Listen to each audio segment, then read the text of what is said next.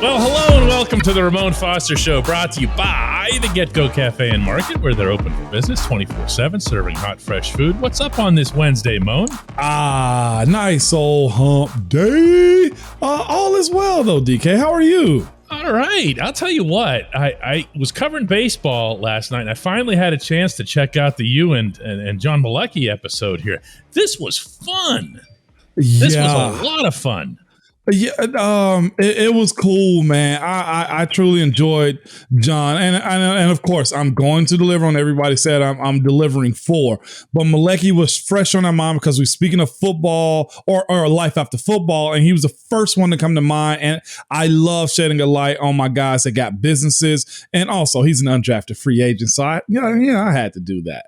The brotherhood is real of the UDFAs. There's no question about that here, Moan. We've talked a good bit about the first preseason game, and we've talked mostly about the offense because that's just how it goes here. Yeah. And there's something that bugs you about the defense that you wanted to talk about today. It did, man. And we actually recapped on the game. Of course, the quarterbacks meant a lot to us, but there was one aspect of it, and all I can think of is the Minnesota game. Like, it's notorious that this defense is always going to be good. And it's always going to be good because you have guys like Cam, Tyson, TJ, you know what I'm saying? Miles Jack has really sprung into action, watching Terrell and Minka. But it was an aspect of the run game that really bothered me. And it would bother me if I was a teammate too. And I just thought they gave up a little bit too much in the run game for guys trying to make this team. Cam can't be Superman the entire time. Tyson is coming back from his injury, man. And of course, you got Larry Ogunjobi in that position too. It's like, yo, you got guys that want to play a lot and will, but when it comes times for the reserves to come in, which those are the guys that played a good bit, you can't be porous in the run game. I'm actually shocked we didn't see more conversation about that from this past week, man. I was a little unsettled watching them kind of give up those gashes like that this past week as we try to, nitpick some changes that got to be made going into this second preseason game this weekend. Well, we saw, I think, a little bit of a reaction to it, but it was almost entirely focused on Devin Bush because I think everybody's waiting for Devin Bush to come back and just be, exactly what he was as a rookie. Yeah. I mean, the expectations should be high, as we've talked about on this show. But I'm curious from your standpoint here, if you saw something more than just 55 struggling out there. Well, just the defensive line up front. That's where my biggest issue was. Like, guys were getting moved, and I don't think the world of Seattle's offensive line. I know they have a stud with Charles Cross as their, number one draft pick this year, but they've never been a team that's had a great offensive line. They've played good, and the scheme of the way they run the ball with Marshawn is something that speaks droves of them. But I thought those young guys up front didn't do a good job of holding the anchor when it comes down to getting off the field. It was noticeable, man. I was a little, like I said, unsettled by it. You give up overall 159 yards rushing in the preseason game, and I know it's twos and threes, but those are the guys that are vying for positions. What good is a team if you don't have backups or you don't have a second line that can come in and really make a splash and give Cam a playoff? Like, I want Cam to play for as long as he freaking wants to, and I keep mentioning him because he's the leader. He's a guy that never really comes off the field, and he takes pride in it, right? But watching him have to come off the field, and I'll be real, offensive lineman, we know when the guy is out. Okay, we know when Nada's not in. We knew when Gino wasn't in. We knew when Gerald McCoy wasn't in. We knew when all of these big-time run stoppers, Brandon Williams from Baltimore, we knew. And when we saw their backups coming in, hey, we got to go, and we got to go right now before he catches his breath. It's not that, you're running away from it, but DK, this is an opportunist type of league. If you got a nosebleed, I'm going to punch you in it again. That's the way this works. And if Cam is out and we got a nosebleed that can't be stopped in the run game, what do you think they're going to do? They're going to no-huddle that thing. They're going to catch you with 12 men on the field with Cam trying to run in or Tyson trying to run. You see? But let's name names here because all the guys you've mentioned so far didn't play. Okay, Okay. It was Hayward, Alualu, and Ogunjobi didn't play. Yeah. So what you're talking about out there is Chris Wormley. You're talking about Isaiah Carlos Loudermilk. Davis, Khalil Davis, Khalil Davis, Isaiah Loudermilk. Khalil Davis had the monster. Yeah, okay. But DeMarvin Leal, run defense. DeMarvin Leal, and this is another part too of this game. People are pushing Devin Bush out of town, but there was a bubble pass to a running back out of the backfield, and Spillane couldn't catch him. That is the give and take of trying to get off the field on 2nd and 5 or 2nd and 7, 3rd and 7, DK. That's super unacceptable. Those are the guys we're looking for to make those type of plays, and it just didn't show up early and often. That linebacker position, we've been freaking chasing it, right? Trying to find a guy that can stop the run and also cover. Of course, Devin Bush, people saying he's iffy in the run game and trying to stop it, but he's damn good at chasing down. He's good at stopping the ball 2-3 yards around the line of scrimmage. We saw Spillane not being able to catch up to the running back on the sideline. You saw him chasing. Those are the things I'm speaking of when I speak about either balls coming out of the backfield or the run game up the middle. Just wasn't that great. I thought Henry Mondeau was pretty solid, but he is what he is. I say that respectfully. He is what he is. But he has a level of hokey. He doesn't get moved. He doesn't get moved. That's the hokey in it. Yeah, Chris Hoke for anybody who doesn't know the reference. Yeah. But that's what I was looking for, man. I needed more out of that. Yeah, a lot bigger. But I was good with the way Miles Jack was a heat seeker, finding the ball. I thought Devin Bush did some good things in the run game when given the opportunity. But if guys are getting up on Devin Bush, and he's not 6'4", he's not 6'3", he's an undersized guy that's got to be utilized the right type of way, which is why you bring in a Miles Jack. If those guys are getting to him on the second level, DK, that's a problem. We had a good bit of that happen this past weekend from those guys that we named, man, Carlos and Khalil. Okay, that's where we're at. We're talking about DeMarvin Leal. Those type of guys, it can't be the case. No, it's like Cam said at one point late last regular season. He just said, "Just fill the damn gaps." That was exactly the quote. Okay, you don't have to. Yeah, you know what I'm saying. He just find the gaps, hit the gaps. Yeah, that's something that Mike Tomlin was asked after the Seattle game, his thoughts in general about the run and whether or not he could kind of downplay it or dismiss it because none of the starters participated. And he just came back with a straight, boring, the standard is the standard. And really that has to apply just doubly and triply so when it comes to the stopping the bleeping run, And see, that's also a situation where he'll give you that. But guess what's happening in that meeting room, DK? Specifically calling out guys. That to me is the response I'm looking for this week. That can't stop a nosebleed from that second line if Cam doesn't play a whole lot. Montravius Adams, Chris Wormley, Isaiah Loudermilk, those guys. I got to give it to Henry Mondeau, as you said. He is who he is, but do you want him? Is there a more talented guy out there? And as an undrafted guy like himself, that's a battle he's going to have to fight every single year too. So it's not a dismiss, as you said, and you say that respectfully. When we come back, quarterbacks.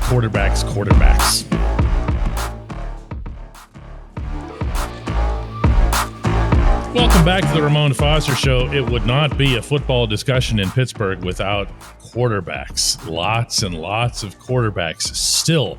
And this week out in Latrobe, Moan, it's quite possible that your head coach is prone to playing mind games with people right out in the open, right? Never that guy. No, not that guy. So he goes after a preseason game in which everybody kind of plays well, good moments, bad moments. Kenny gets the big, the big hooray ending and everything like that. And he shows up at St. Vincent College and starts mixing everything up. Yeah. Mason was with the first team. Kenny was with the first team for a few snaps. Chris Oladokin was out on the field taking reps today. My understanding, before this gets too excessive and dramatic and whatever, is that this was part of a longer-term plan. The quarterbacks themselves have been hinting for a while that, hey, as you see camp progress, it's not just going to be Mitch Trubisky at number one. Right. And that's kind of what's come to pass here. But at the same time, doesn't he kind of enjoy this sort of thing? Oh, he loves nothing more than this. Confusion, some chaos, and putting guys in some, what is the word, adverse situations. That's Coach Tomlin for you. And it's necessary in a lot of different ways, simply because you want to put guys in different positions. Like Kenny having 2 sacks in the game. Well, he was also with the younger offensive line that kind of was a little bit more porous than others. Watching the way Mason, kind of bounced back a little bit from having a sack on him and throwing a beautiful ball down the field was something that was necessary in the game. He loves making guys uncomfortable. Like I know the first line from the second line, there's a little bit of a drop off. And I think it's also it's the idea of fair opportunity too. You can't say we didn't put you in this position or the fact that the opportunity didn't present itself for you to perform in the same situations that Mitch or Mason or Chris Oladuncan has also. So I don't know if it's confusion. I've always kind of looked at him as he just likes to rattle the cage a little bit. And truthfully, he want to see the reaction of the guys that kind of get bumped back a little bit too. That's it. How unsettled do you get, even if you're Trubisky? Because you have to have some idea at this point, if you're Mitch. Yeah. That, I'm the guy. But at the same time, you show up for practice that week, and you're all of a sudden, you're behind, you're taking snaps from J.C. Hassenauer all of a sudden, and you're like, wait a second, what's going on, man? And a true competition, and I think this is it. And the reason I say I think this is it is because he's doing this. You really have no idea on where you sit in camp. Now, we go through the second game. We have the opportunity to say, okay, now you got to start buckling in because you got to name a guy so that you can start going through game prep for the regular season. Where does it actually sit you? You don't know where you are. I've been in this situation before, DK, and you've documented. You covered me in these, me, Trey Essex, and Doug Legursky going at it. And then it's DeCastro, me, Willie in these situations. It's like, for a guy that's got to go from the first team to the second team, you're a little pissed off. You're a little just irked by it. Like, did I not do enough? And then, of course, the clock in the player head moves a whole lot quicker than the clock in the coaches' heads, too. Whoa, what? What's that mean? Because you, as a player, you're either getting better or you're getting worse in those situations, right? Like, I'm either practicing with the team that I proved I should be with, or did I actually get worse?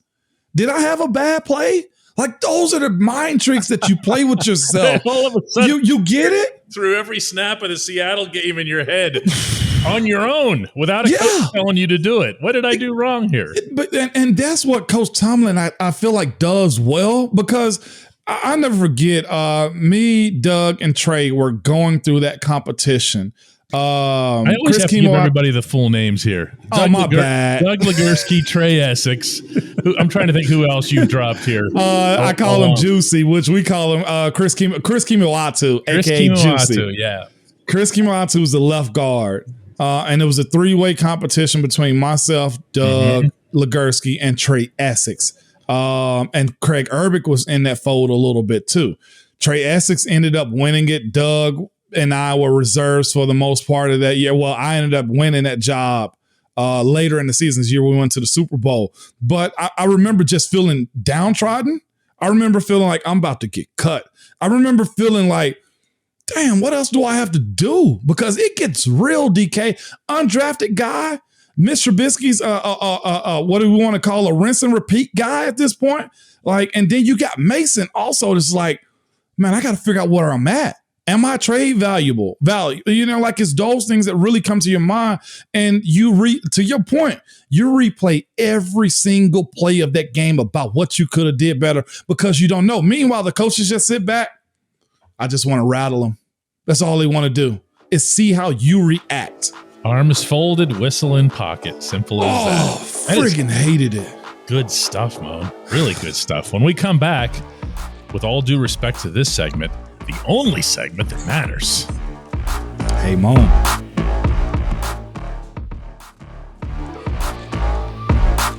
Welcome back to the Ramon Foster Show and the only segment that matters. In going through some of the feedback that you got yesterday, Mon, a lot of positive reaction to hearing from John Malecki and what he's up to and the dialogue that you guys had.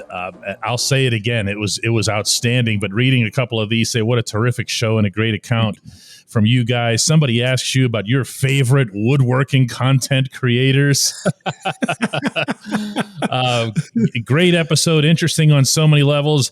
Randy Duncan wants you to go out and find Duck to interview him. Hey, Duck, I guarantee you would do it. 100%.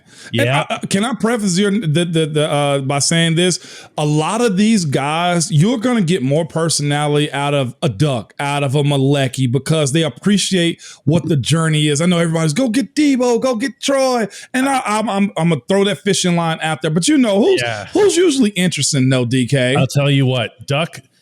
I don't want to turn this into a whole Duck segment here. Yeah. But Duck was aware of what was happening as it was happening. Okay. He knew that when he went out to LA and beat the Chargers and everything else, he knew that there was nothing on God's green earth he could do to stay an NFL starting quarterback. Okay. And he would basically acknowledge it. He said, he would say to us every week with this real simple, like he'd say, I'm living in the moment. I am enjoying the moment. And sure enough, he had his moment. Nobody can ever take it away from him. Nobody can ever say your limitations, this or that, or you couldn't throw the ball very far. Hey, how many of you went into Los Angeles in an NFL game and beat the Chargers? Oh, by the way, on a Sunday night, prime time in what was that? Like a high school soccer stadium? It was a soccer stadium. Come on, let's add to the dramatics of it all, okay? Go. Duck was thrown into the lineup against a Hall of Fame quarterback that had all of their starters. Him against Come on, build it up, DK. Awesome. Let's get Duck on the show here. Yeah. As I'm looking at the rest of this here, I see somebody says, hey, Mon, if an opening comes up for the permanent Steelers broadcaster position, please take it. And then that leads to this one from Sam, who says, hey, Mon. Oh, wait, I got to do it in the right intonation, right? Hey, Mon, how do you not have a network job? Now, of course, if you did, you'd still have to do your daily DK show because we know that that's in the contract. Just read the fine print. But no, seriously, with your knowledge and personality, I could easily see you being up in the booth or pregame show. Maybe you don't want to. I don't know, but it'd be fun to hear you talk about it. I get asked that a lot. I'll be honest with you. I probably treat it a little bit like I treated my career as a football player too. Like I wish I had the mindset that Duck did to actually live in a moment and receive praise and just walk around all boastful like I know I'm that guy. Like that's not me.